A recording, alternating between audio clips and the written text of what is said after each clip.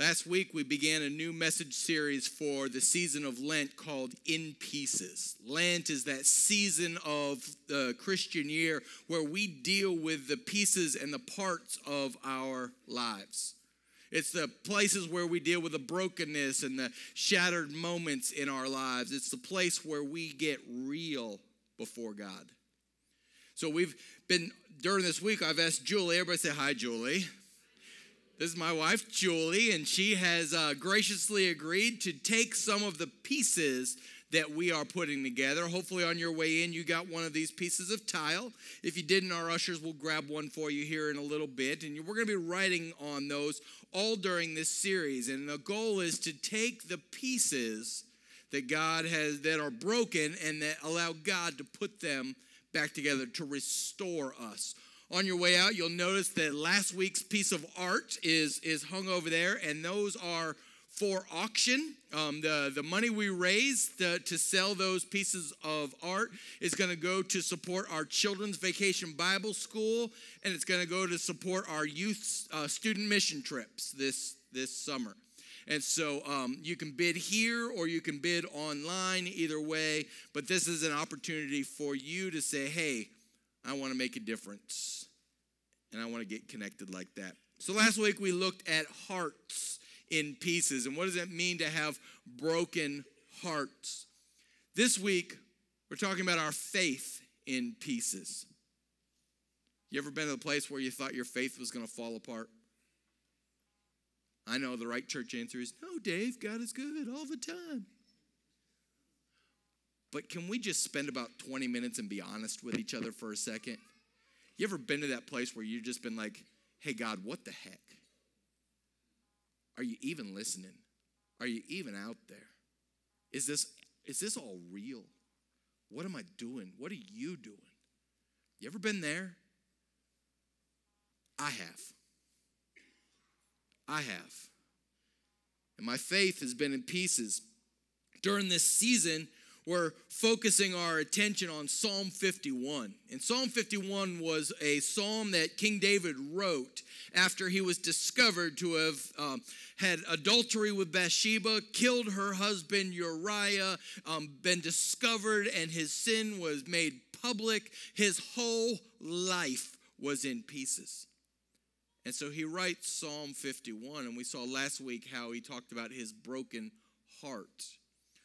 Look at Psalm 51, verse 4.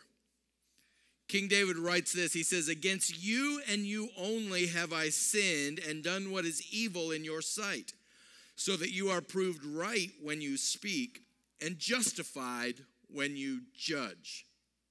Here is David saying, you know what? This has destroyed me, even to the point of destroying my relationship with God. It's crumbled everything into pieces. Now, this particular verse I've always thought was kind of interesting, because as I read it, listen to his words. Remember, this is a guy who committed adultery, or if you get honest, really it's more like rape, because of the power dynamics between him and Bathsheba. Adultery and then murder of Uriah. And he has the gall to write, against you and you only, God, have I sinned. Anybody besides me thinking, really? I wonder if Bathsheba agrees with that. I wonder how Uriah feels about that. I wonder how the people of Israel feel about that, having their king having betrayed them like that. So for a long time, I thought maybe David was trying to pass the buck.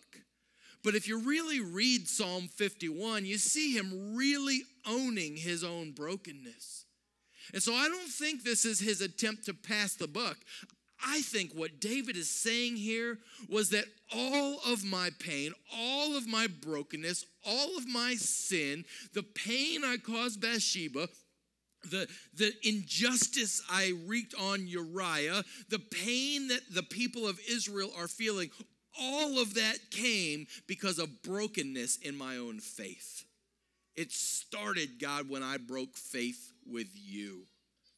And so from David's perspective, it all started It was all about his faith in God, and when that came crumbling down. I think all of us have a tendency to lose faith from time to time. When faith becomes confusing, or faith becomes inconvenient, or faith becomes costly, we have a tendency to lean towards failure. So today I want to introduce you to someone in the Bible who's got a faith failure story. It's a story about faith failed, but also about faith restored and what God did with that faith. And this character is a familiar character to many of you. His name is Peter. Peter was one of Jesus' first disciples. Peter was a story of faith failed and God's restoration in his life, putting the pieces back together. Now today, as I share with you Peter's story, I want to encourage you to ask the question, where does my story intersect with Peter's story? Where are those places that I can relate? I get where he's coming from. I've been there before. I know what that feels like. I want to encourage you to step into the story and find those connection points for yourself. For those of you who aren't real familiar with Peter's stories, Peter started out as a simple fisherman. Kind of this, working class, blue-collar guy, doing what he needed to do to make ends meet. Fisherman wasn't a glorious job, but you could get by. And so Peter started out as a fisherman, and one day, according to Matthew chapter 4, Jesus comes along and says, Peter, drop your nets and follow me. This wasn't the first time Jesus and Peter had connected, and so Peter does just that. He drops his nets. He drops his livelihood. He drops all that he had come to know. He dropped everything he was familiar with, and he began to follow Jesus. And I imagine most of us think, oh, what a step of faith, right? I'm going to get a little more honest with us. I'm not sure how much of a step of faith this was for Peter, or how much of it was, hey, this guy's kind of famous, and I don't have to work with stinky fish. Right? How bad can it be? I don't know how deep his faith was at that point. As a matter of fact, later in Luke chapter 5, we see how Jesus deepens Peter's faith, because it's pretty shallow at the beginning. And Jesus is out on a boat with them, and they're not catching any fish. And he says, hey, try the other side. And so they haul in this huge catch of fish. And immediately Peter recognizes there is some next level stuff going on here. This isn't just any guy. This isn't just any famous guy. This is something else. Later on in Matthew 16, we hear that Jesus was with the disciples, and Jesus asked them, hey, who are people saying about me? What do people think? What are people saying? What's the rumors on the street? And the disciples are like, Jesus, it's all over the place. Some think you're Elijah. Some think you're a prophet. Some think you're John the Baptist reincarnated. Nobody really knows what's up with you. And then Jesus gets all in their business. And he says, but what about you? Who do you say I am? And all of the disciples, they look at each other and they're like, I'm not answering that question. I wouldn't touch that one with a 10-foot pole. No thanks, man.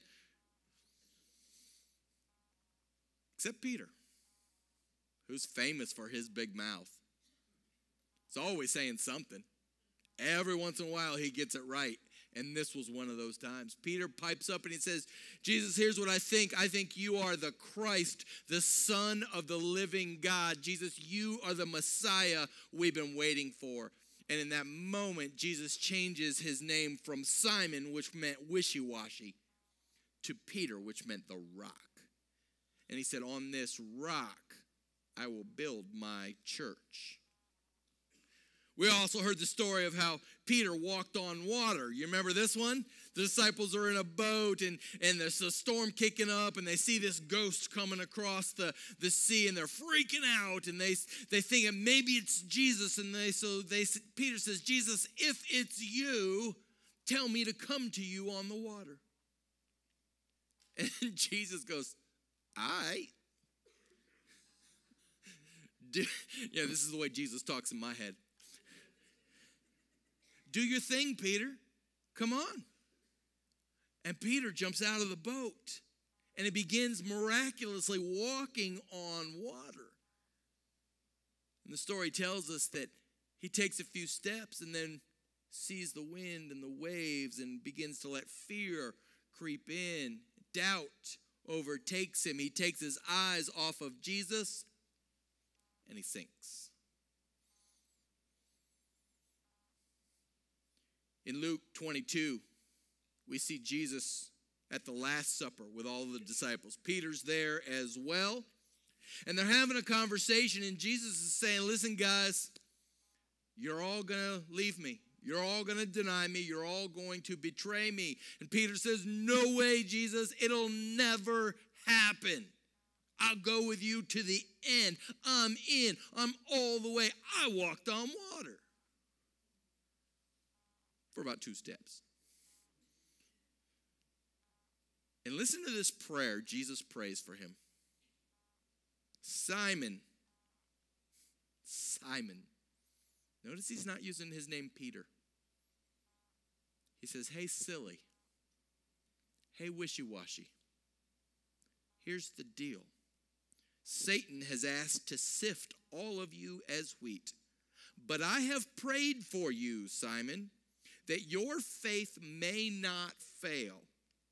And when you have turned back, strengthen your brothers. Are you catching what's happening in that prayer? Peter's saying, I will never deny you. I will never turn my back on you. And Jesus says, oh, yeah, you will. Tonight, before the rooster crows, you're going to do it 3 times. And Peter's like, no way. And Jesus says, Peter, I have prayed for you that your faith wouldn't fail. But when it does. Did you see that? When you turn back, when you recognize your failure, when I begin to restore you, not only am I going to restore you, but I'm going to use your failure to bless others.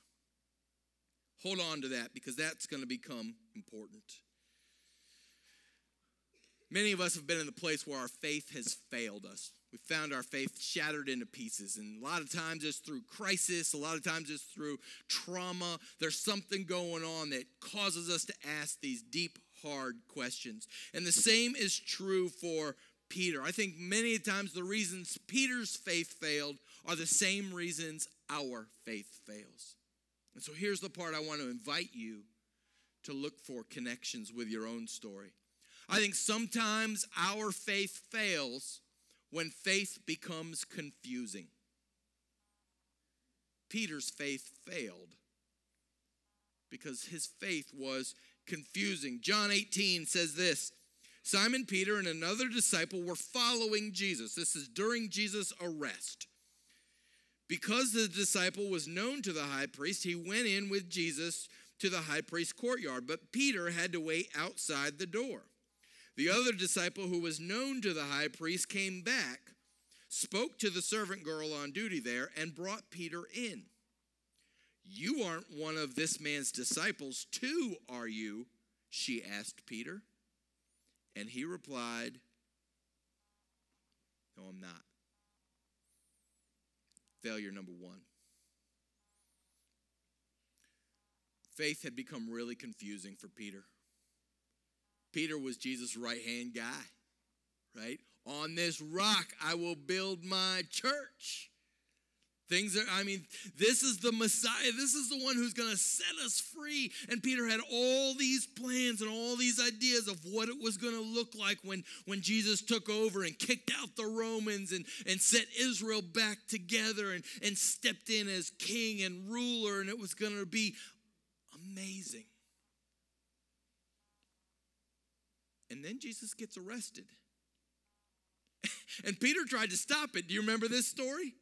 Jesus is getting arrested in the garden, and he pulls out a sword and cuts off a guard's ear. And you know what Jesus does? He heals him. Peter said, I gave you carte blanche to jump in and start this little revolution that we've been trying to start for 3 years. And you heal him? Jesus, I don't get it. I thought I had understood your plan. I thought I was with you. How can this be happening? How can all of this be God's plan? You ever been there? God, how can you let this happen? God, why? God, when? God, how long? God, where are you? You ever ask those questions? I have. And often our faith fails when it becomes confusing.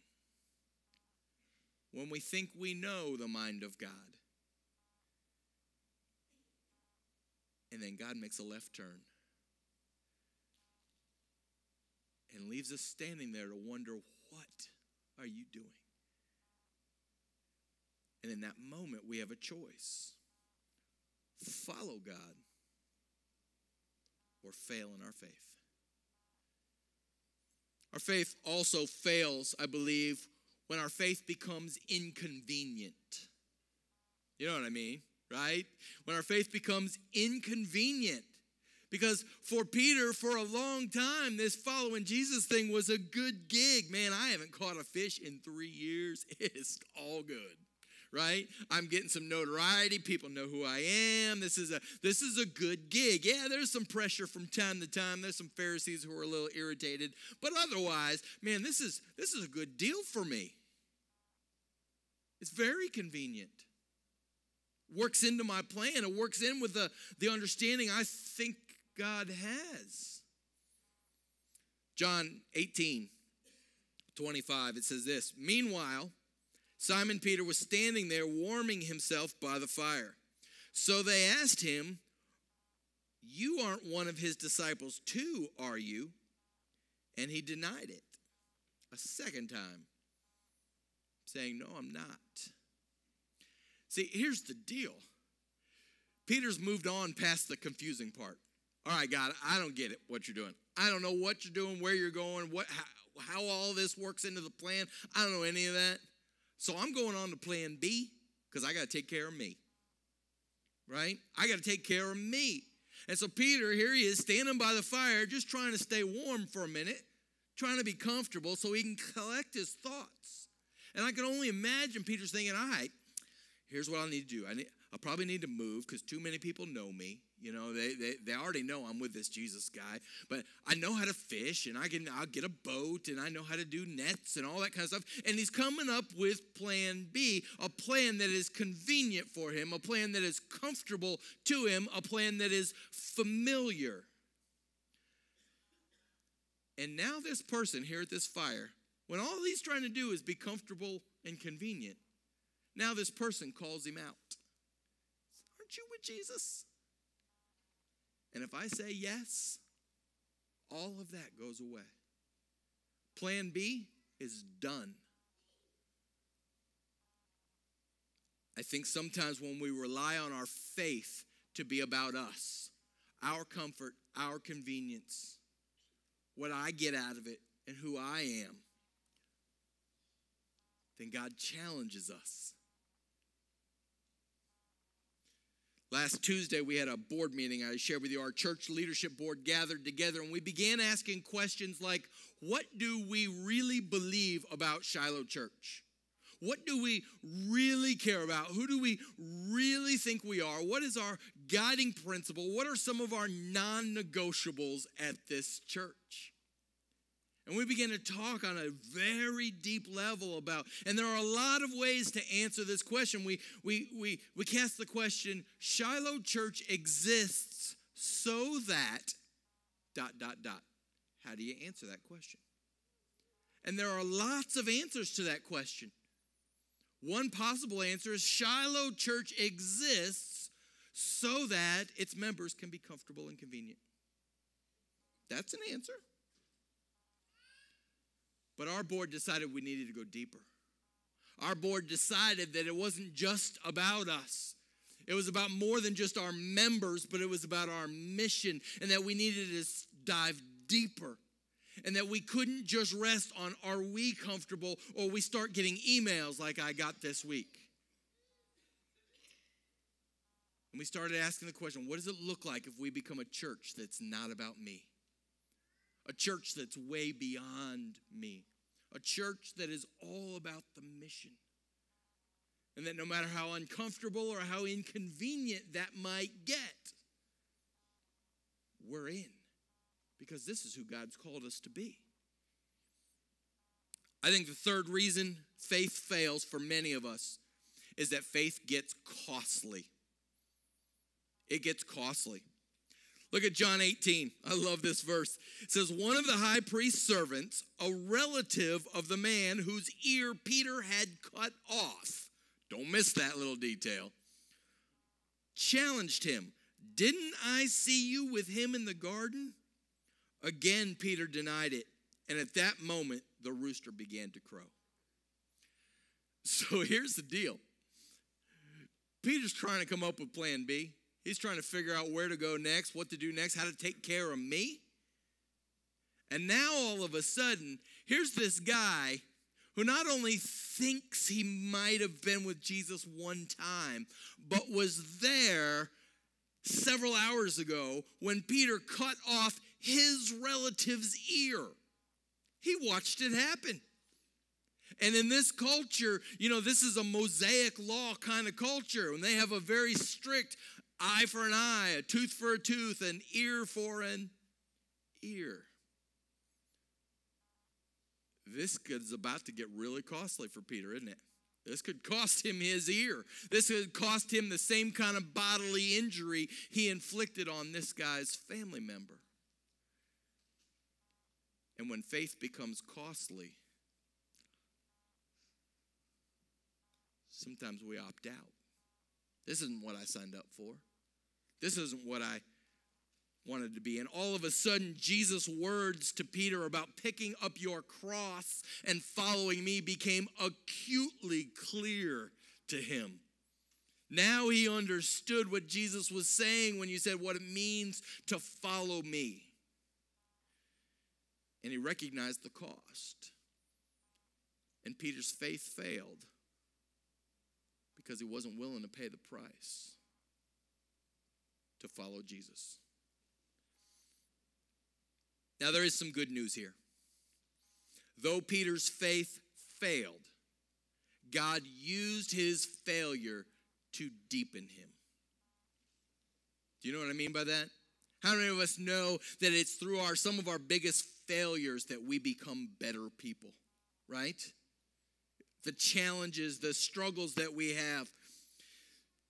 On his way to the cross, Luke 22 says, the Lord turned and looked straight at Peter, and Peter remembered the words that the Lord had spoken to him. Before the rooster crows today, you will disown me 3 times.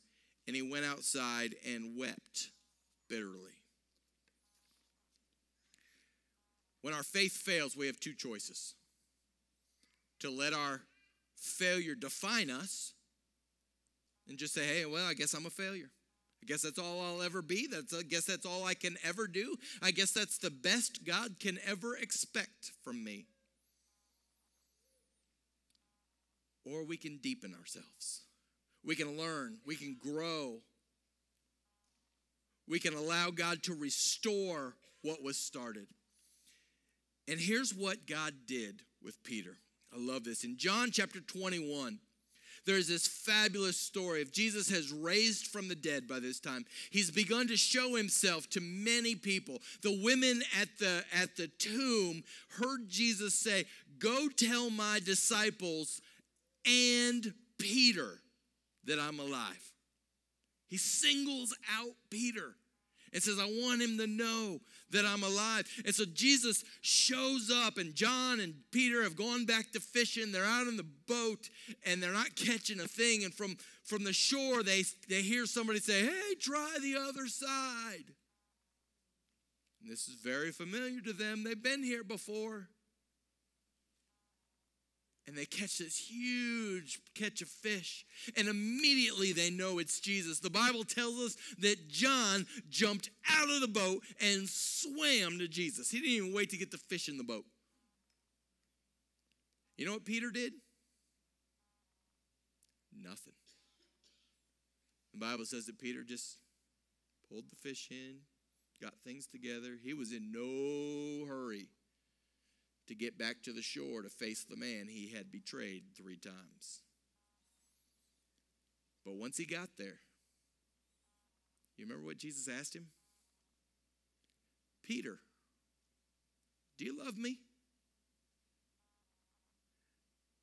And Peter's like, "Yeah, of course I do. I mean, not enough not to betray you, but I mean, I love you, Jesus. I love you. I think. I love you. I kind of want to love you. I really think it's probably what I ought to do." And Jesus says, "Hey, man, listen. Feed my sheep if you love me."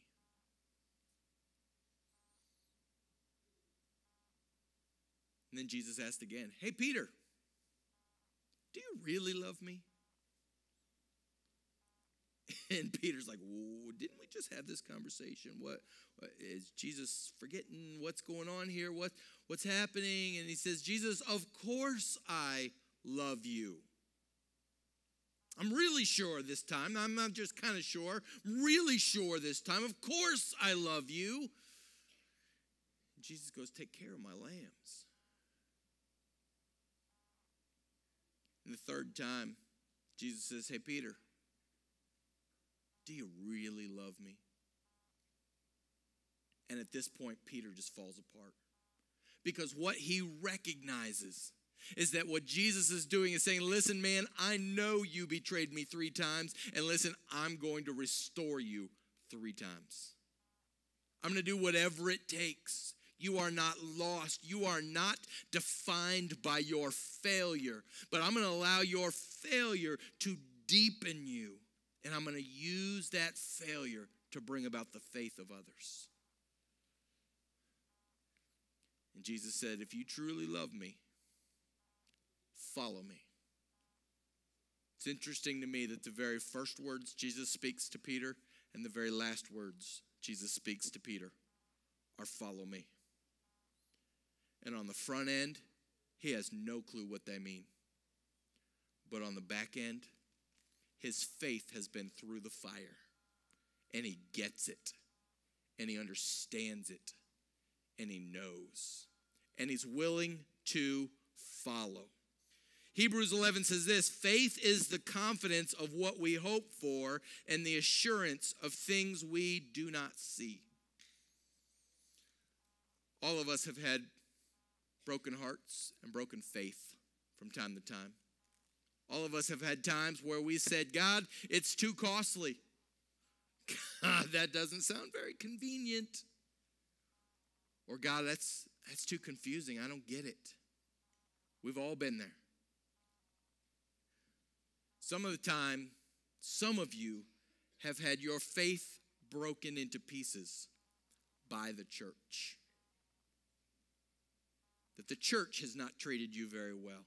Church people have not been friendly and loving. Church folks have said ignorant things. And your faith, you've wondered, how can this body of Christ represent this God I've heard about? And so if that's you, or if that's someone you know, would you carry a message to them from me? That from one pastor here in Delhi the church says we're sorry. We're sorry. We hurt you. We admit it. We have sinned against you and not just against God. And we're sorry. We don't always get it right. But I tell you what, we're going to be the kind of church that works and works and works and allows God to deepen us and restore us to new life. And to use our failures to build strength in others. And so if you would pass that word on to the folks you know who say, I don't go to church, anybody who goes to church is hypocrites. To that I say, yes, welcome. Join us, won't you? This is not the place where perfect people hang out. This is the place where people who have doubts, who have questions, who have failed, who have struggled, who have obstacles, who have hang-ups, who have addictions, who have problems, who have issues. This is the place where we come to work out and find restoration healing when our lives are in pieces.